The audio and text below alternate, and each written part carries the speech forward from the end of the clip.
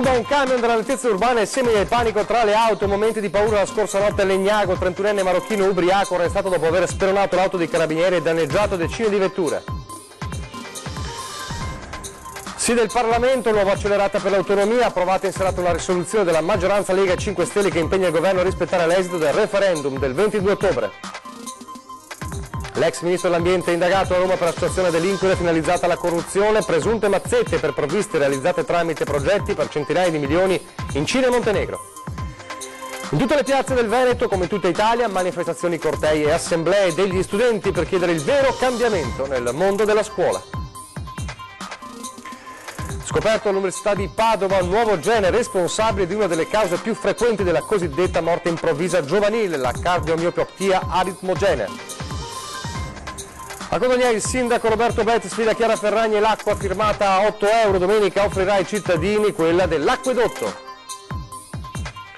Uno sport che in Veneto conta oltre a 6.000 tesserati, la disciplina delle bocce che domani vede i nastri di partenza del campionato di Serie A, molte importanti realtà del nostro territorio. Telespettatori di Antena 3, buongiorno, bentrovati. La prima edizione dei nostri telegiornali e in primo piano momenti di panico e di paura vissuti la scorsa notte a Legnago. Siamo in provincia di Verona, poco dopo le 23:30 con un camion della nettezza urbana impazzito. Alla guida non c'era ovviamente l'operatore ecologico che doveva guidarlo, ma un 31enne marocchino ubriaco che ha letteralmente seminato il panico, oltre che aver danneggiato decine di vetture e ferito i carabinieri. Il camion impazzito lungo la strada è il pensiero immediato a un atto terroristico, ma chi stava inseguendo il mezzo della nettezza urbana che ha seminato il panico in alcune vie di Legnago nella tarda serata di ieri sera sapeva bene che alla guida non c'era alcun terrorista, bensì un 31enne marocchino ubriaco e violento che in un attimo di follia ha creato il caos. Alle 23:30 prima ha avvicinato un operatore ecologico, poi lo ha strappato dal mezzo per la raccolta delle immondizie e se n'è impossessato, cominciando una folle corsa, travolgendo una decina di auto in sosta e abbattendo la segnaletica stradale.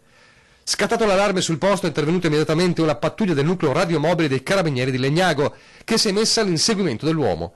Dopo una decina di chilometri, il mezzo, imbottigliato da un blocco stradale organizzato proprio dai carabinieri, ha centrato una gazzella a tutta velocità, facendola impennare e finire su un veicolo che stava sopraggiungendo da un'altra direzione con a bordo una donna.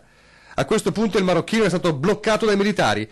4 di loro sono rimasti contusi in modo non grave, mentre all'uomo sono stati contestati reati di tentato omicidio, danneggiamento, resistenza e lesioni aggravate a pubblico ufficiale.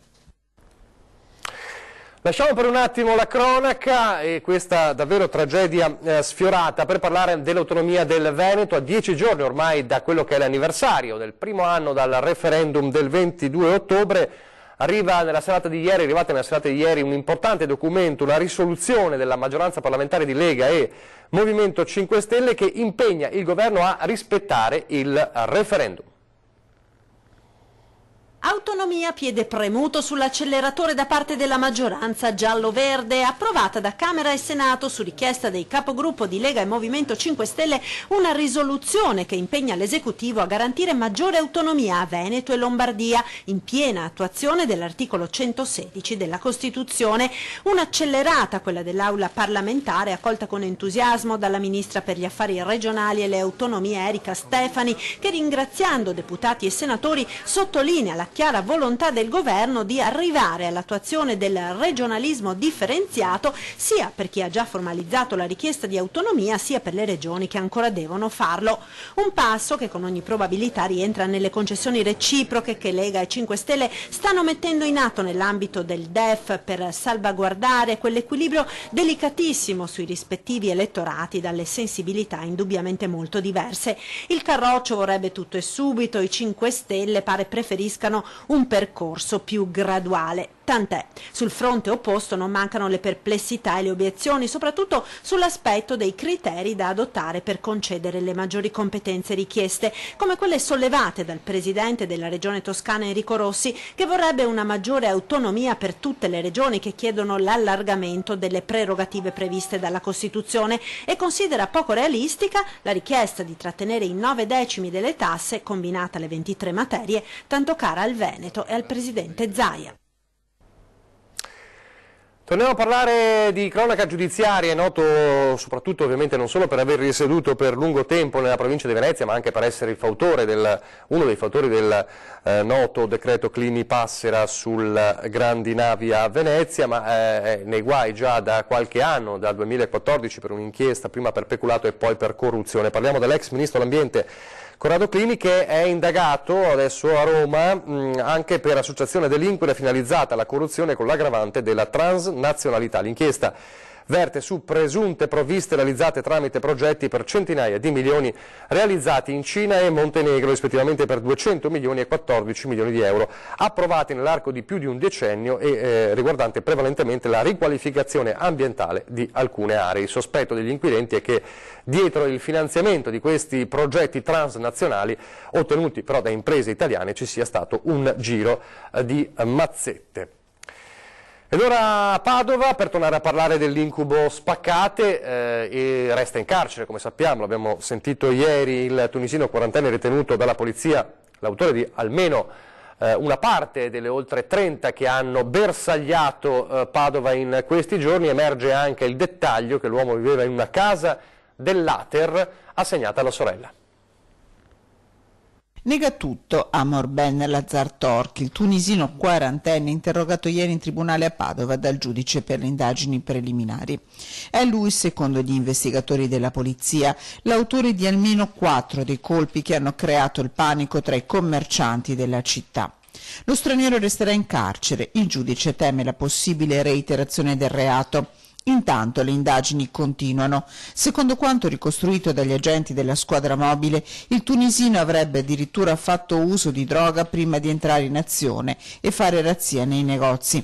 In attesa delle indagini dei carabinieri dei RIS di Parma, che stanno esaminando le tracce biologiche trovate anche in altri negozi colpiti, si continua a lavorare. Parte della refurtiva è stata recuperata nell'abitazione dove viveva, una casa Ater assegnata alla sorella che attualmente si trova in Tunisia.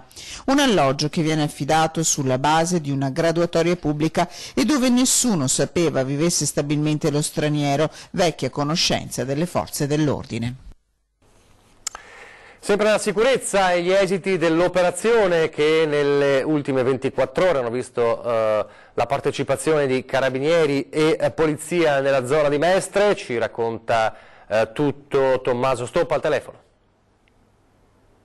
Sì, buongiorno da Mestre per ulteriori dettagli sulla maxi operazione antidroga congiunta tra polizia e carabinieri di cui vi davamo conto nell'edizione di ieri. L'operazione è stata estesa a tutto il territorio della città metropolitana. Per quanto riguarda il comune di Venezia, i carabinieri hanno operato in centro storico mentre la polizia in via Piave. Questa è stata la suddivisione dei compiti per questa maxi retata che ha portato a controllare decine di persone, 29 quelle identificate, 10 gli espulsi, soprattutto tunisini accusati di smerciare eroina. Ricordiamo che i tunisini in questo momento a Mestre sono quelli che hanno un po' in mano questo traffico, dopo che la grande gang di nigeriani che lo gestiva precedentemente è stata smantellata dalla nota operazione in via Monte San Michele. Per quanto riguarda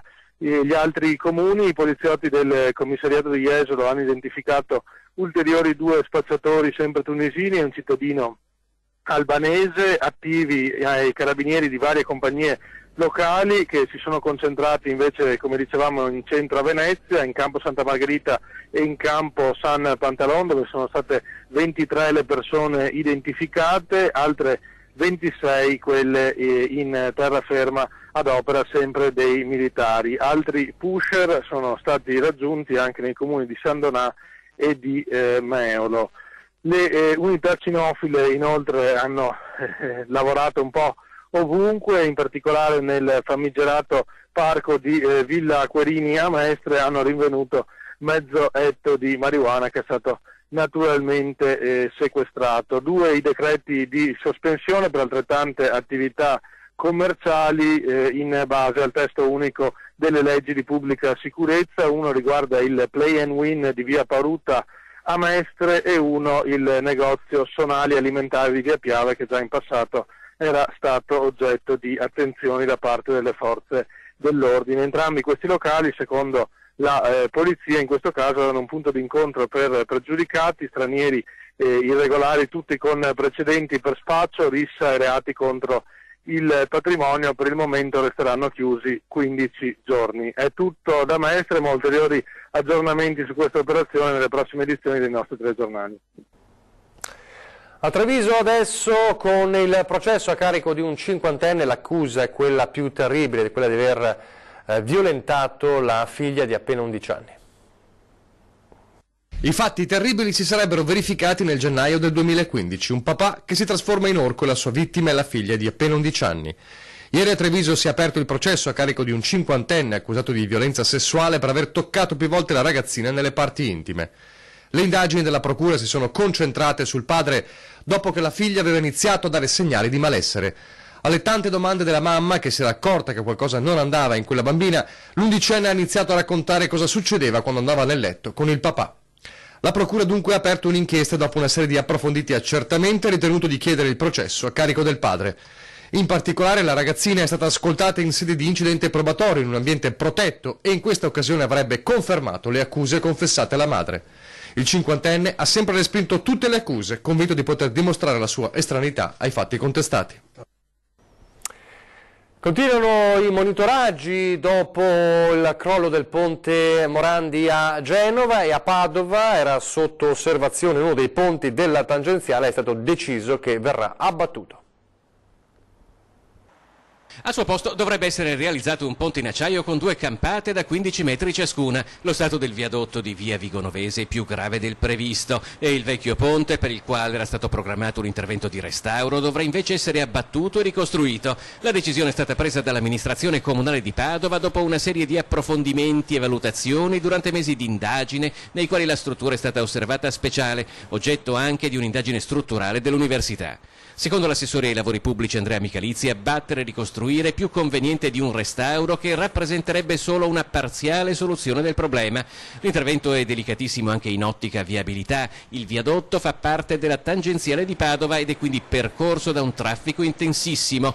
Quello che rappresenterebbe il più grande investimento sulla sistemazione di un'opera degli ultimi anni a Padova potrebbe avvenire nell'estate del 2019. Il nuovo ponte potrebbe essere realizzato altrove e quindi assemblato in loco, con un intervento prima in una corsia, poi in un'altra, permettendo quindi la circolazione. Il mondo della scuola, o meglio gli studenti che tornano in strada, tornano in piazza per quello che dicono deve essere il vero cambiamento, manifestazioni, cortei, sit-in, assemblee un po' in tutto il Veneto. Allora ci colleghiamo in diretta telefonica con Ilaria Marchiori che ha seguito il corteo di Mestre. Ilaria, comandata, buongiorno. Sì, buongiorno da Mestre, dove si è conclusa da poco la manifestazione della rete degli studenti medi di Venezia Mestre, con manifestazioni in tutta Italia e dunque anche nel veneziano. Sono partiti alle 8 da Piazzale Cialdini per poi arrivare in corteo, come si vede anche nelle immagini, fino al Parco della Vissuola, dove lì si è tenuta un'assemblea. Siamo stati dipinti come vittime inermi degli spacciatori di morte, hanno detto, e contemporaneamente come futuri soldati da addestrare alla difesa della nazione. Dei problemi reali degli studenti non si parla, probabilmente perché non danno abbastanza risalto mediatico a questo clima da perenne campagna elettorale. Da parte nostra, continuano gli studenti, la voglia di cambiamento è tanta, ma non è di certo quella propagandata dalla coppia Salvini-Di Maio. Un vero governo del cambiamento dovrebbe occuparsi di una scuola che sia veramente gratuita e accessibile a tutti, di rendere l'alternanza un percorso formativo e di edifici scolastici sicuri e adatti alle esigenze degli studenti. Tra l'altro quello che chiedono è soprattutto la sicurezza nelle scuole e anche degli interventi, dal momento che dicono moltissimi edifici crollano a pezzi, addirittura cadono pezzi all'interno. Queste sono le vere necessità degli studenti, hanno concluso, non cani e polizia all'ingresso. Da Mestre è tutto, restituisco la linea allo studio.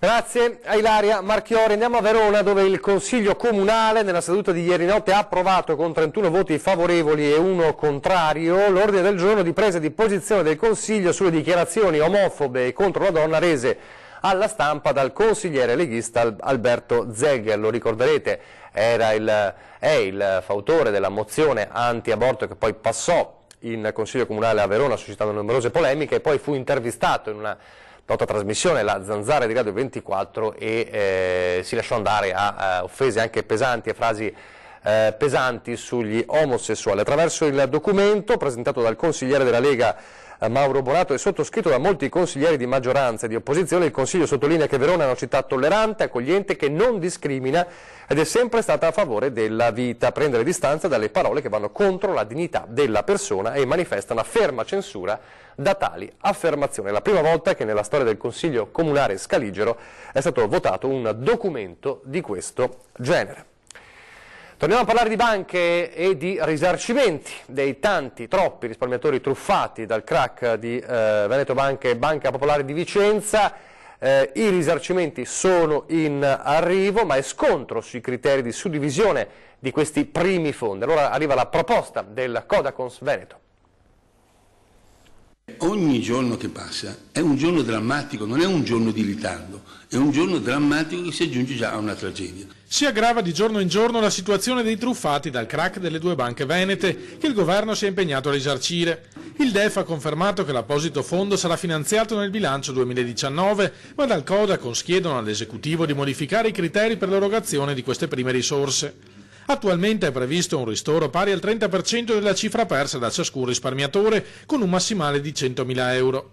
Una decisione apparentemente equa, ma che sostengono dall'Associazione dei consumatori non tiene conto della situazione sociale di chi ha perso ogni suo avere. Gli importi minori, questa è la diagnosi che facciamo noi, sono i più socialmente gravi, cioè chi ha un investimento alto in genere col 30% può anche avere più pazienza ad aspettare, ma chi ha importi minori non ce la fa. Il Codacons propone dunque al governo una diversa soluzione che, impegnando lo stesso ammontare di risorse, consentirebbe di recuperare completamente il proprio denaro a circa il 50% dei risparmiatori, mentre gli altri avrebbero comunque risorse sufficienti per poter attendere una nuova tranche di risarcimenti. Si proceda a dare a tutti, fino a una soglia, una franchigia di 40.000 euro, tutto.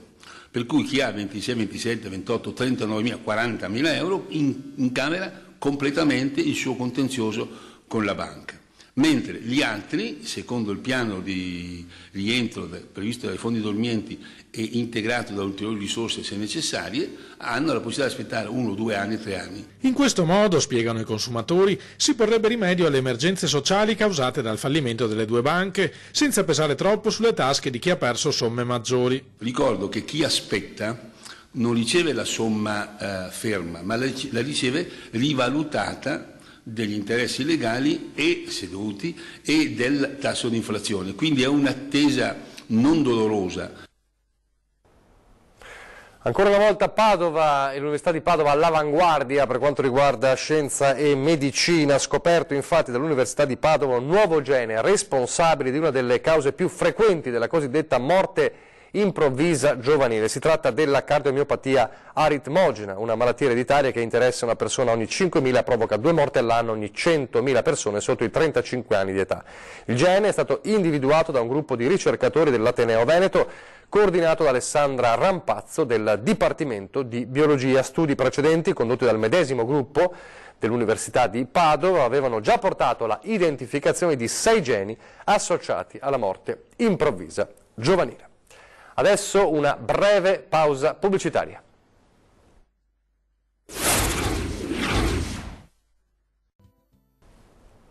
Rieccoci in studio, in diretta è la moglie del noto rapper Fedez, è anche una notissima blogger e le sue immagini, la sua griffa in una nota marca di acqua ha creato polemica e dibattito in questi giorni. L'acqua con la firma di Chiara Ferragni a 8 euro. Ebbene, il sindaco di Codogné, siamo dalla marca trevigiana, ha sfidato in qualche modo questa griffa e ha lanciato una proposta per una festa di domenica. Sentiamo. Acqua del sindaco contro acqua della Ferragni. Domenica, alla festa della Mela Cotogna di Codogné, il primo cittadino leghista Roberto Bet invita il pubblico a prelevare gratuitamente acqua potabile, pura e fresca, da un distributore automatico allacciato alla rete della Piave Servizi. Ricordando che con gli 8 euro del costo della bottiglia firmata dalla blogger e influencer per conto di un noto marchio francese si possono spillare dalle casette collocate nel territorio comunale 400 litri di acqua a chilometro zero e sottoposta a continui controlli. Sono venuto a conoscenza di questa bottiglietta d'acqua firmata da Chiara Ferragni e la riflessione è stata che a 8 euro nelle nostre casette dell'acqua si possono portare a casa ben 400 litri di buonissima acqua potabile e controllatissima. Quindi abbiamo ritenuto, così, vista che domenica c'è la festa della Mela Cotonia, avremo migliaia di persone presenti a Codogné, di offrire questo servizio e far riflettere la gente sull'importanza dell'acqua e sulla qualità delle nostre acque. Bet vuole così richiamare l'attenzione sulle speculazioni commerciali che coinvolgono un bene primario come l'acqua. Non è dunque la moglie di Fedez il suo bersaglio, anzi. E quindi in occasione della festa della Mela Cotonia invito Chiara Ferragni, il marito Fedez e tutta la sua famiglia a venire a Codogné a degustare la nostra acqua dell'acquedotto, che è purissima e buonissima. A Santa Maria di Sala invece un'altra proposta singolare, un progetto singolare, che è quello dell'album di figurine non dei calciatori ma dei negozianti. Devo dire che per quanto mi riguarda finire su una figurina sarebbe fico. Siamo felici, insomma. Ti piace essere rappresentato in figurina al posto dei calciatori? È una bella idea.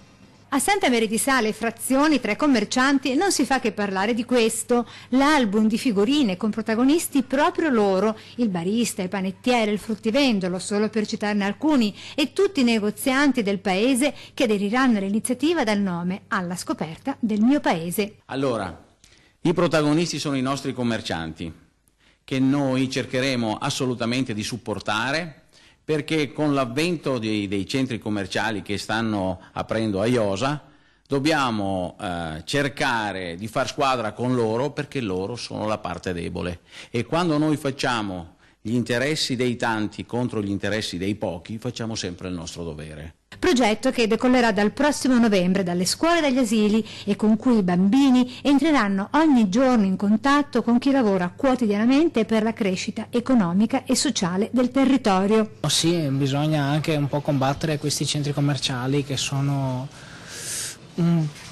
uccidono un po' quello che è il comune, quello che è il centro. Penso anch'io che sia un'iniziativa veramente molto valida per il nostro negozio, per il paese, per tutti, insomma, che hanno un settore nell'ambito lavorativo così anche molto impegnativo, perché insomma c'è bisogno di vendere, c'è bisogno di fare. Può essere un incentivo, un'idea anche valida, che dopo sia remunerativa nel senso lato, non credo, però tutto va bene. Idea con cui la Confcommercio del Milanese ha sbloccato 11.000 euro di finanziamento per il comune di Santa Maria di Sala, dichiarato distretto del commercio. La classe che avrà collezionato più figurine e più album verrà premiata a marzo 2019. E il fine, cioè poi questi proventi che andranno agli stessi commercianti? Certo, sono per aiutare i commercianti, stiamo cercando di supportare loro. Loro sono per noi una risorsa vitale.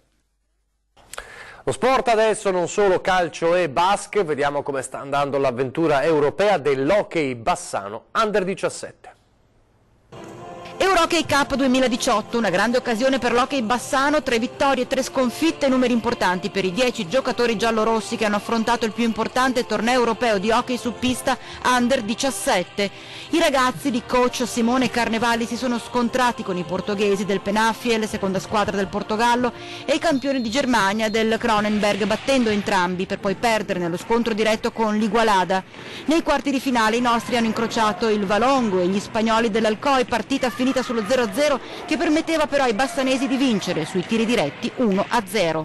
Infine la battaglia per il quinto e sesto posto. I ragazzi di Carnevali si sono scontrati con i campioni uscenti del Barcellona, venendo sconfitti a 2 secondi dalla fine, guadagnando così la sesta posizione in classifica. Hockey bassano, prima squadra italiana in questo torneo. I campioni d'Italia del Follonica noni, i pugliesi del Giovinazzo 15esimi.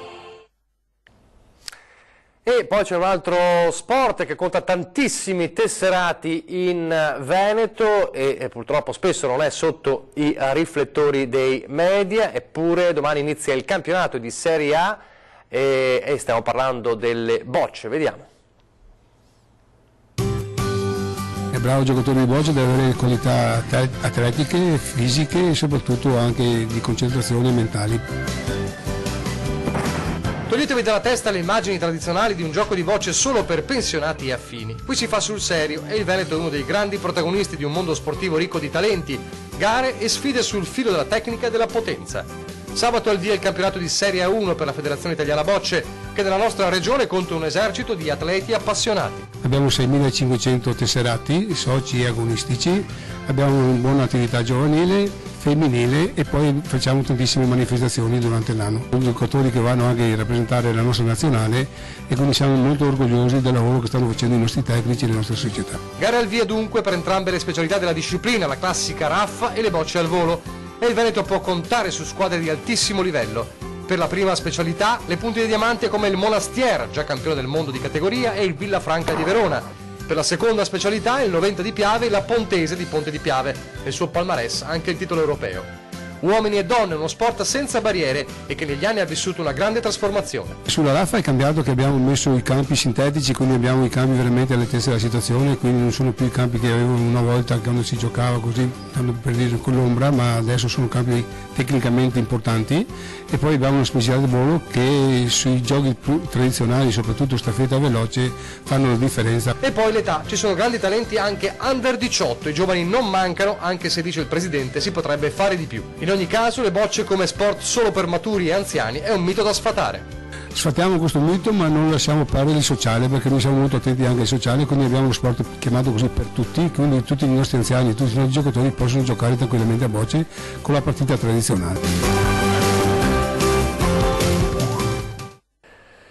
In chiusura vi ricordo l'appuntamento con la programmazione, ore 13 fra pochissimo, si parla di economia e si parla nello specifico della bocciatura del documento di economia e finanza da parte dell'Unione Europea e delle principali agenzie di rating. In studio con noi Massimo Bergabin, sindaco di Rovigo, Lorenzo Rocco, docente di economia all'Università di Padova, e Luigi Alessandro Bisato, sindaco di Noventa Padovana e segretario regionale del Partito Democratico. Quindi aspettiamo i vostri post sulla pagina di Facebook e potete chiamare in diretta allo 049 490 6054. E poi questa sera 20:10, ospite importante, ospite speciale, è stato martedì scorso insignito a Bruxelles del premio del cittadino europeo dell'anno 2018 per la sua esperienza di accoglienza nella sua abitazione, nella sua casa con i migranti. Allora parleremo di accoglienza di migranti con il professor Antonio Calò. È davvero tutto, vi lascio alle previsioni del tempo, grazie per averci seguito, arrivederci.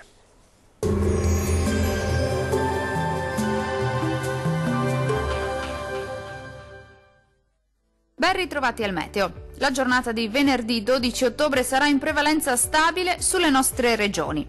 Nel dettaglio sul Veneto sin dal mattino sarà bel tempo, tuttavia il cielo si presenterà più nuvoloso nelle prime ore del giorno, poi ampio soleggiamento su tutte le province. Il cielo si presenterà sereno o al massimo con qualche nube sparsa. Non sono attesi fenomeni degni di nota. Temperature minime tra 14 e 17 gradi. Massime comprese invece tra 20 e 23 gradi circa. Vediamo ora che tempo farà sul Friuli Venezia Giulia.